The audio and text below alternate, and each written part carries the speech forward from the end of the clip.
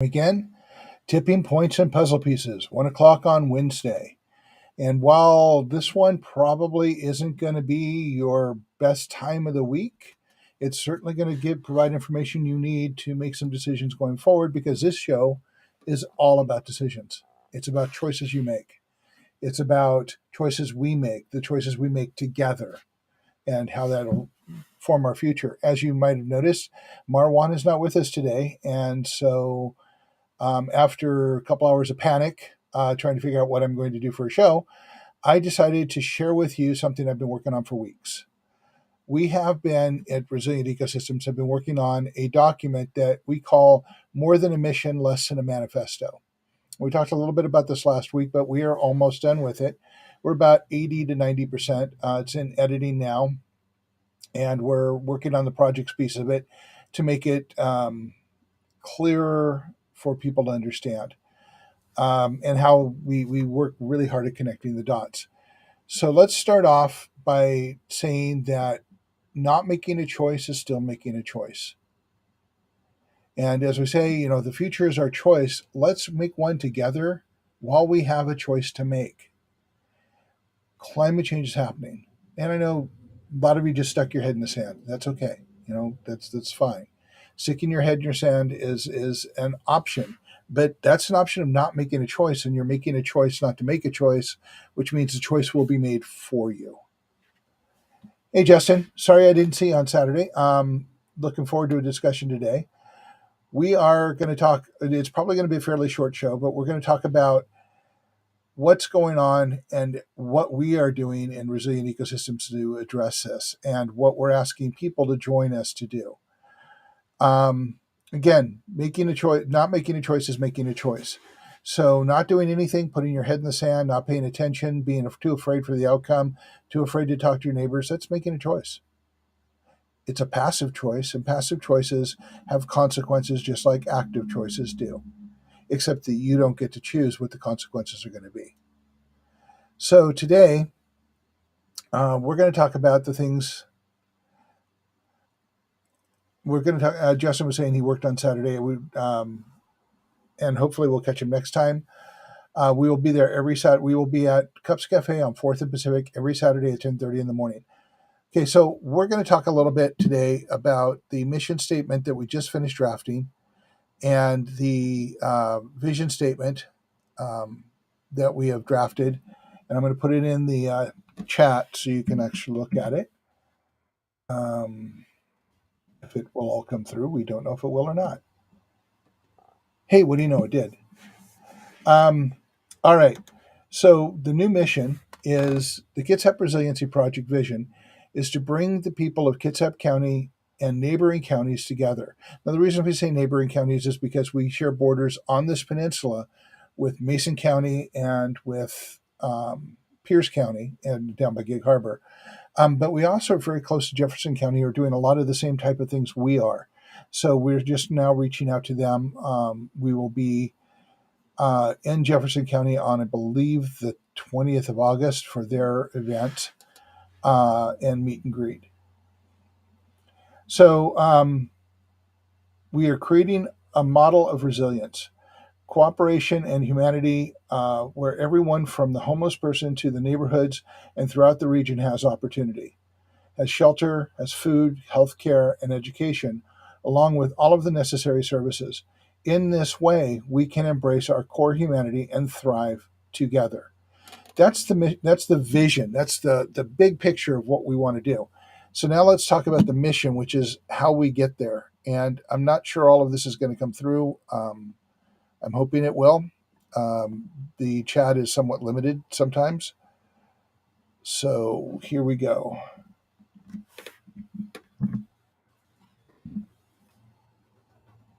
It looks like it all went in. All right.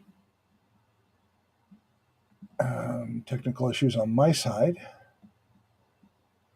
All right. So the mission is to engage people in Kitsap County to become ambassadors to their neighborhoods, to provide training and education to these individuals.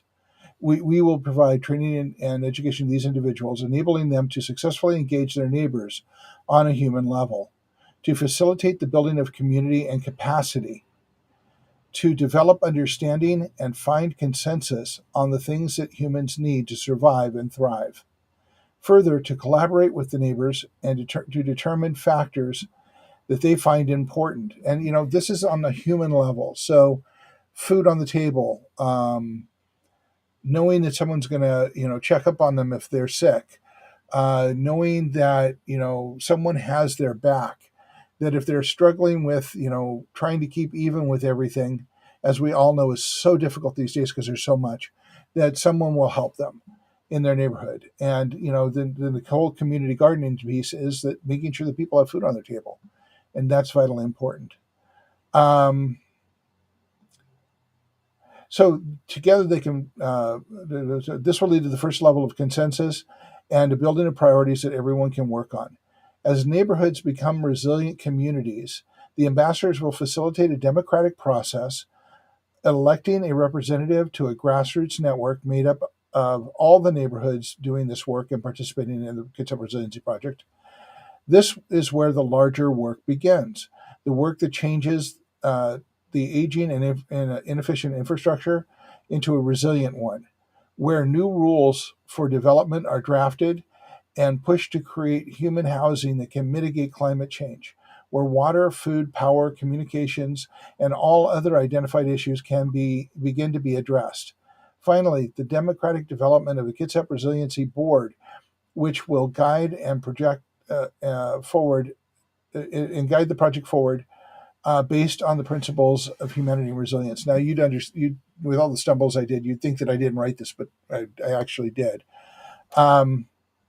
But that's the steps. It's the steps is connecting with the neighborhood.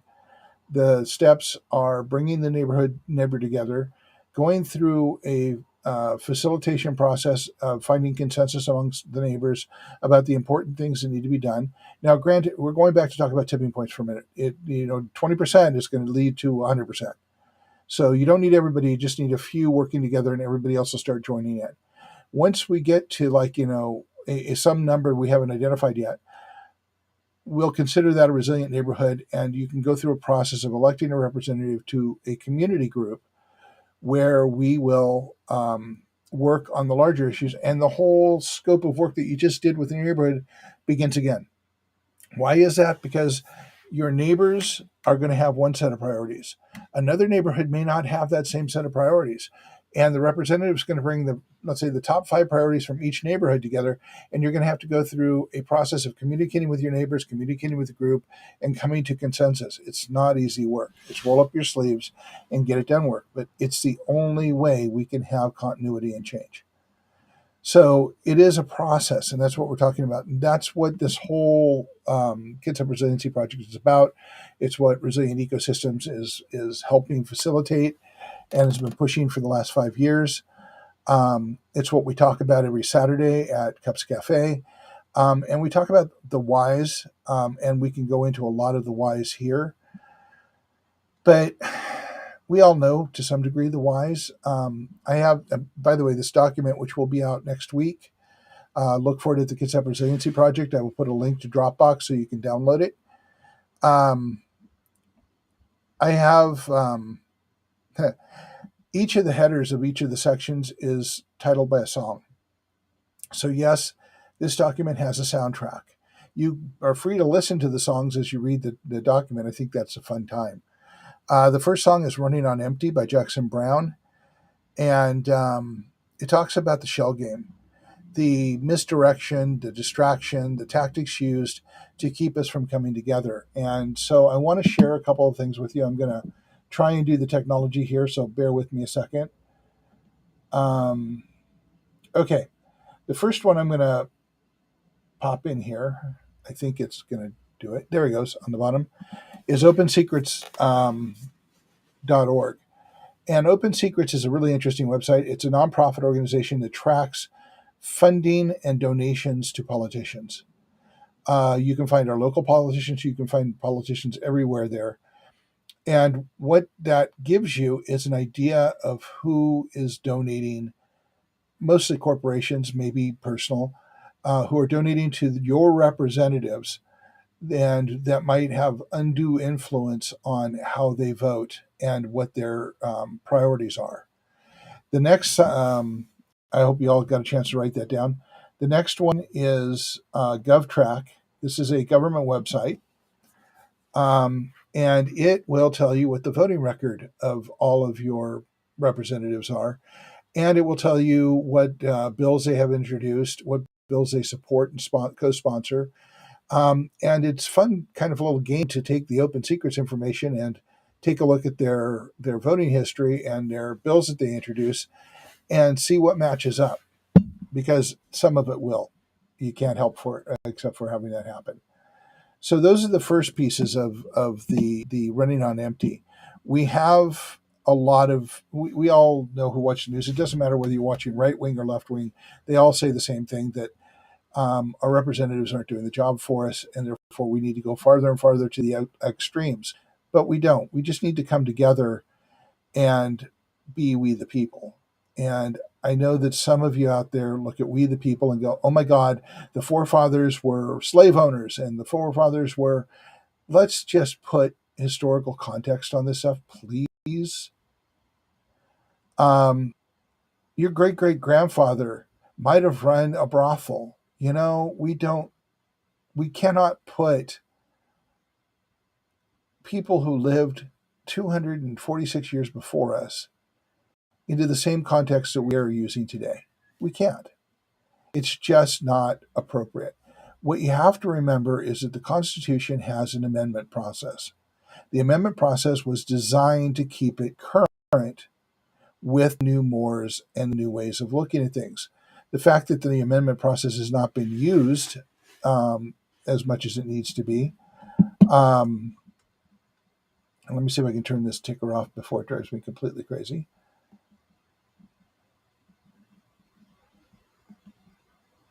And there we go. All right, and because we had the amendment process and it hasn't been used, and people say it's too hard to use, or the Constitution is this document that needs to be enshrined. It was never designed to be enshrined. It was designed to be updated. And in my personal opinion, and I will say this is my personal opinion, we need to take the Constitution and we have to create a human rights amendment that encompasses all of the changes and attitudes that have come forward over the last 40, 50 years since the Equal Rights Amendment was started to be pushed through. And we need to push it through 38 states and get it as part of the Constitution so we can put to bed all of the ideas of racism and everything else. We need to enshrine in the Constitution that all humans, regardless of gender, race, preferences of any kind, religion, are equal and have the equal rights to everyone else. And, that's going to take a grassroots network. So let's stop for a minute and talk about grassroots. What we've talked about up to this point is democracy, is the democratic system, the becoming part of the democratic process, becoming a precinct officer to help make choices. But I was I think it's called PCO at one point, and we didn't really have much to say in the choice of the people being chosen. However, if there had been a grassroots network of people that wanted to have a human agenda and they all became PCOs, that would have had a lot more to do. And we could have taken a look at the people who are actually running the organization, which you will find frequently are the same people who have been doing it for years and years and years. And you may want to challenge that and start changing the way the party looks locally to be one that looks more like we all need it to look. Because getting the lesser of two evils is not going to keep going. We have too many things on the plate for that. But we've been looking at a democratic process and following through voting, and yay, we voted. And, by the way, that's not a don't vote, that's a vote, because I voted in every election since I was 18 years old. And voting is vitally important, but it's also nauseating because you get the lesser of two evils so often. Because the agenda of the Democratic Party or the Republican Party or the independent parties are not necessarily the agenda of humanity. They're the agenda of the parties. And that's what we end up having to vote for. Um, then there is the people who are already elected who are doing the same thing again and again and again. Now, the definition of insanity, according to Alcoholics Anonymous, is doing the same thing again and again and expecting a different outcome. We do that as part of our culture all the time. And we expect a different outcome for whatever reason when we're doing exactly the same thing. We want to make sure we have water in this county. Then we need to stop with the multitude of special taxation districts. We need to pull in a single entity that's going to find out what our water tables are doing and make decisions based on that before we allow the political bodies to decide that 500,000 more people in Kitsap County is a really good idea, especially if we don't have the water for them. We certainly don't have the power infrastructure for them. But we're looking at the dollars and not the cents. Cents as in, does this actually make sense? So let's take some time, and actually I've got to go back over to chat because Justin may have had something to say here and I'm not looking at it. Okay, no, so what we have to do is come together, and grassroots is a bottom up way of change. It is the only way continuous and change has happened. Margaret Mead's quote, "Never doubt that a small group of people can change the world. It's the only thing it ever has." It's true. That's grassroots. And what it means is that we come together, we go through a process of finding things that are mutually important to us. We roll up our sleeves and get it done. The reason grassroots doesn't make long changes most of the time is because it's a one-trick pony. It's people getting together who are angry about something and going out and protesting once and making all this noise, or protesting sort of inconsistently.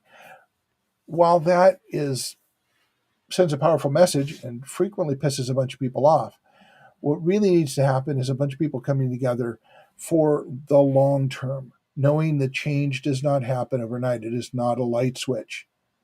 It is the Sisyphus pushing the rock up the hill. But when you get to the hill, it starts rolling down the other side, and that's what you want. So grassroots is doing the work to build the relationships, to come to consensus on the priorities, and work toward that in a continuous way. Is it your full-time job? No.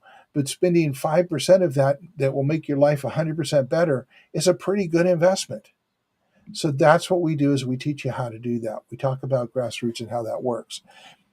But in order to understand why we need to do it, a lot of people are already understanding that life is not great and it's getting progressively worse, and that our children do not have the future we would like for them. And that many, many, many of us don't have the retirement that we were promised as children. Do these things and you will be fine. We're not fine. Things have to change. And while all of that needs to change, and there are a lot of really good organizations doing work on that, the real change is going to come when we come together and say it needs to change. People will say, well, how are you going to come up with the resources to do this? When people come together, resources will be redirected. That's the way it works. So our organization and your call to action is to join with us, go through the training, connect with your neighborhoods, and I promise you, in 10 years, you will not be able to recognize Kitsap. It will be a much better place to live. People will be more engaged. Now, with all of the downsides of Kitsap, with the transient Navy people, with the commuter population, they aren't going to connect until there's a reason to connect. But again, 20%, 80%. We need 20% of the people here to start driving us to a better Kitsap, to start figuring out the water issues, to start addressing some of the political issues, to start looking at things that need to be done in the future. Now, we have several projects that we are focused on, and again, they will be detailed in the document. But let's talk about shelter, because I struggled with that one for the last 2-3 years. It's just been a placeholder. And part of the reason it's been a placeholder is because I know a lot of the people in the Housing Authority. I know a lot of people in the Kitsap Community Resources. I know a lot of the people who are hands-on trying to deal with this. A lot of the politicians, I've listened to them talk about. affordable housing, none of them have a clue what to do. They're just like you and me. They don't have the time to research because they're doing other things in their lives. They don't have time to figure it out, and they don't have the proclivity because they've been educated not to look at certain things in certain ways. We have developed this document to connect the dots. Um, Housing is dollars, and that's the biggest issue we have. It represents dollars, and whenever dollars are represented, dollars will manipulate the numbers and manipulate the political environment and manipulate the environment so that the people making the money will get what they want and everybody else loses out. Now, I know people have heard about this, but let's kind of draw a line here. In New York, they have rent control, but even still, and there's all kinds of comedies about that too. But even still, people in New York can't afford to live in the city. They live outside the city, and those are getting more and more expensive. So they keep moving farther and farther out. But my personal experience is from Silicon Valley.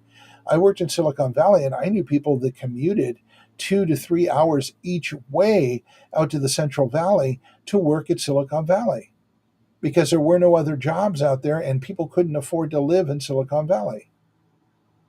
Now, we're in 2024 or 2023, and back in 1999, I was paying $3,500 a month for a 1,400 square foot townhouse, or not townhouse, home in the South San Jose.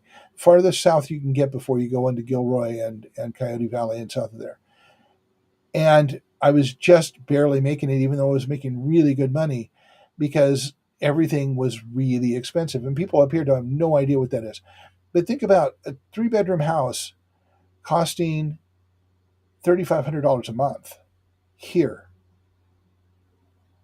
And we think 1,600 is high. Now, I'm not saying 1,600 isn't high. For what we have here, $1,600 is outrageous for a 1 bedroom house or apartment. Um, but it's going to keep getting higher until people cannot afford to live here who work here. Happened in Seattle, happened in San Francisco, happened in San Jose, happened in New York. It's happened in Phoenix. It's happened in Denver.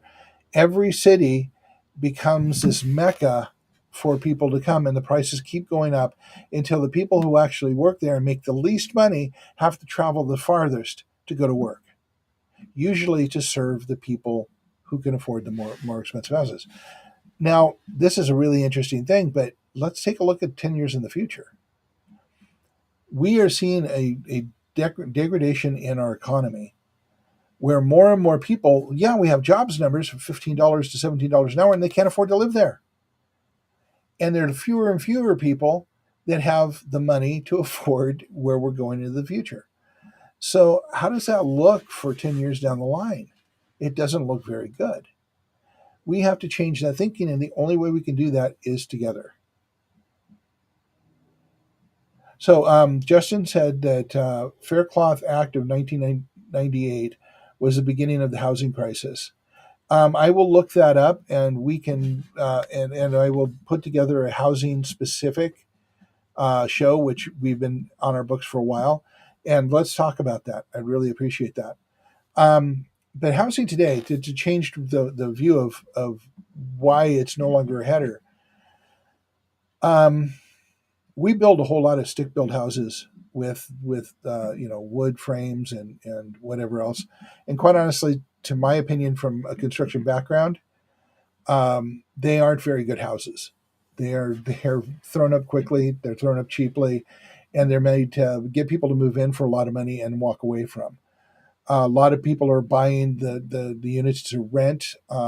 Strangely enough, China is buying a lot of units to rent. We have a lot of private equity people, and private equity people, make no mistake, are about making money. That's all they're doing, and they're going to be as cheap as they possibly can and maximize the cost as much as they can to get as much out of everything. They're the same people that come in and take over a company and then strip it bare and strip every penny out of it to make more money than they invested in it. That's what they do. So, but back to the stick houses and what we have. Okay, so in California, they have earthquake regulations that have been there for a very long time because the earthquakes can be very bad.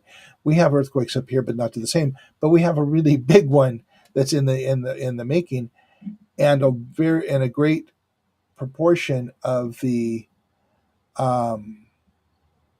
of the population here live in houses. Let's say 80% live in houses that are not built to those standards, even though we are now building new buildings to that standard. But more importantly, is that we don't look at what's going on with climate change in any way, shape, or form when we're looking at homes. Climate change is here. It's not going away. It has already hit the road marks this year that we were expecting 5 or 10 years out, because we keep thinking as long as they're far out, we don't have to do anything about it. But we're here. We have more 100-degree days in Washington than in any history. This is one of the hottest months on record, if not the hottest month, July on record. Um, I want you to just close your eyes for a minute, and I want you to imagine what sitting in whatever house you live in right now would look like if there were 10 days of 100-plus degree days. And then I want you to picture that all of the people that don't currently have air conditioners ran out and got air conditioners because, oh my God, they're going to die if they don't. Okay, their dog is going to die if they don't. It's bad. And they're scraping everything together. They're buying used ones. They're buying them off Craigslist. They're buying them at Lowe's, at Home Depot until they sell out. And they all go home and they plug in their air conditioners and they turn them on. And the power grid blows and goes down. Because the other part of this dot being connected is that our power grid has not been upgraded since the 1960s. Not significantly. Because it's a for-profit business, and the more money you put into infrastructure, the less profit you have for your shareholders. It's just math. Except that we are not just math. For private equity, we are not just math. It is to them because they're thinking about short-term gain, not long-term issues and like crash. Justin, let's see. We have empty houses over the population. Justin has written, we have empty houses over the population of the homeless in the U.S. Capitalists are using housing as commodity for passive income from the working class. Yes, and I'll address that in just a second. Let me catch up to the other two. Climate change is happening now. Anyone who doesn't denies it isn't a serious person. That's true too. I have in this document that I'm going to be publishing on Monday or Tuesday, I have a section called A Day in the Life. And again, it's got a musical soundtrack to it. And it's one day's reporting on climate. One day. And it will blow your mind. I said this last week. I don't know if, Marwan kind of heard it, but I want to make sure everybody hears it. In Europe last summer, 61,000 people died of the heat. 61,000. It's a big number. And it's going to start getting bigger here. And let's talk about homeless for just a second. Take a look at what's going on. There's several articles. Just type in homeless Phoenix 2023, and you'll get several articles on the fact that homeless people in Phoenix, which is 120 degrees, are dying. So there is going to be body count. And we have to start designing for that.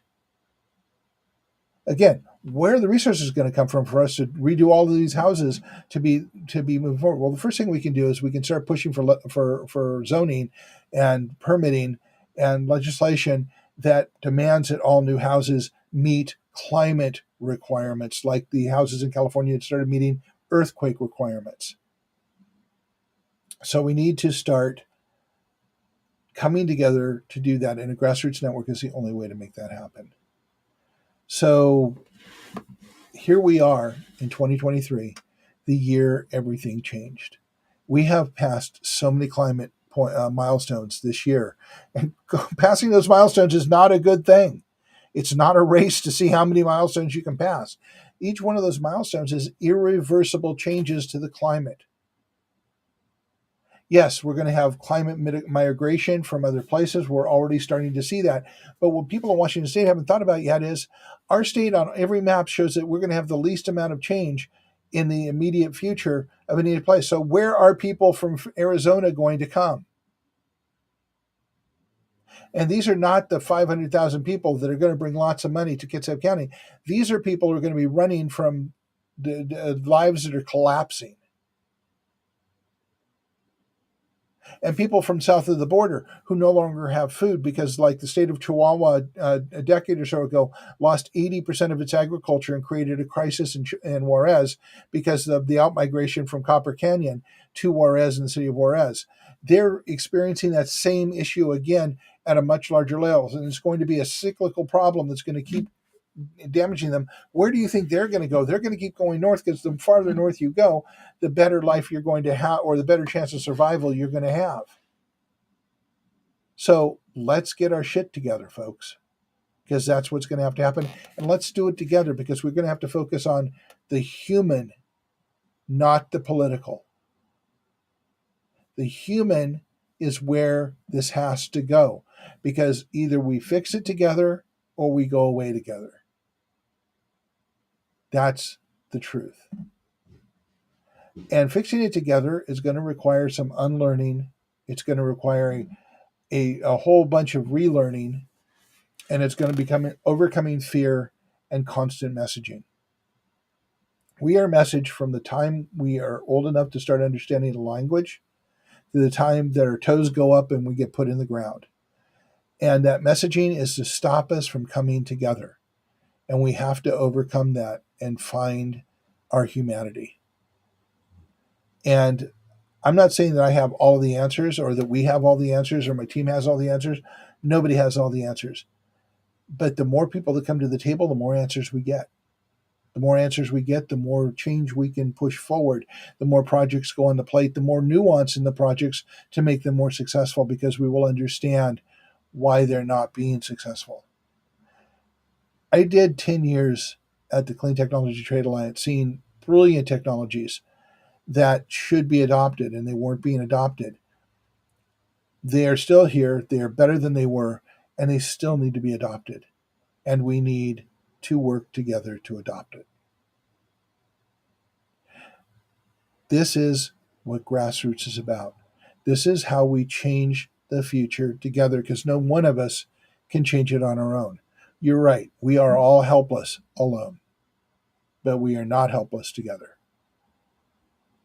So think about that. I'm way behind on Justin's comments, so let me see. Just like in the heat wave of 2021, we had deaths for the three. We have deaths those 3 days. I was walking in that heat. I probably would have passed out if I didn't get a ride. Having deaths over there currently. Yes, they are. They have a bigger heat wave this year than they did last year, and we're experiencing more heat than we've ever had. And at some point, if we go out and run out and get air conditioners, we're going to find out that our grid is going to fail us. And when we find that out, we're going to be sitting in extreme heat with no power, wondering what the hell to do. Wouldn't it be best to address that before it happens? We need to do a lot of work. The faster we get to it, the faster it gets done. The faster we have a more human future. So while you're sitting there listening to this program or watching Suits on Netflix or whatever, think about how comfortable you are right now. Think about that fear that's always with you. Think about the fact that you don't want to watch the news because it scares you. And then think about the fact that you can actually do something about it. And all that requires is you to come down and have a conversation. Join us for a cup of coffee and we'll talk about it. We'll talk about the programs. Read the document that we're going to be releasing next week. It'll be on the Kitsap Resiliency Project on Facebook. It will talk about a lot of it. Yeah, there's a lot of scary stuff in it, a lot of heavy stuff in there. But at the end, we deal with solutions all the way through. And I think you'll enjoy the soundtrack as we go through it. I don't know how good it's going to be at the end. I'm still writing the last 2 pages. But I think it's the best stuff we've ever put together. So join us. I'm not going to lecture anymore because that's what I fall into, but there was a lot to say on this. Next week, you'll see that come out.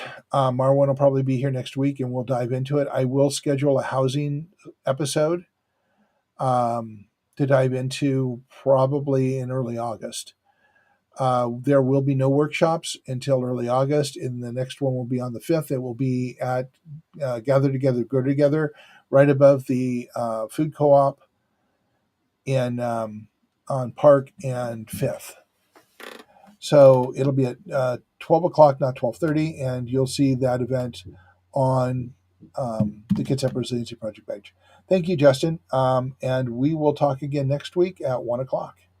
Have a wonderful day. I'm sorry if I ruined some of it for you, but we will figure this all out. Until next time, be cool.